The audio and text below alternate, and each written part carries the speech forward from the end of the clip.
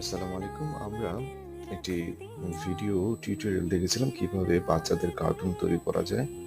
দেখলাম এটা খুব জনপ্রিয়তা লাভ করেছে। চলুন দেখি আমরা একটা বাচ্চাদের কার্টুন কিভাবে সিন টু সিন ওরিয়েন্টেড আমরা তৈরি করতে পারি।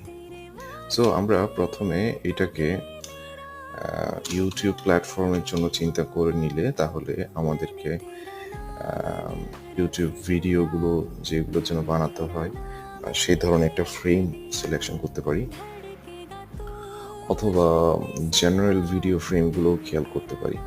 সো আমরা এখন আসলে জেনারেল ভিডিও ফ্রেমের দিকে চলে যাব। আমরা এখানে ভিডিওতে ক্লিক করলাম এই মডিউলে, পরবর্তীতে আমরা এখানে ক্রিয়েট ব্ল্যাঙ্ক এখানে চলে আসলাম। তো আমরা এবার চিন্তা করব এখানে একটা কিডস ভিডিও বা কিডস অ্যানিমেটেড কার্টুন আমরা তৈরি করার।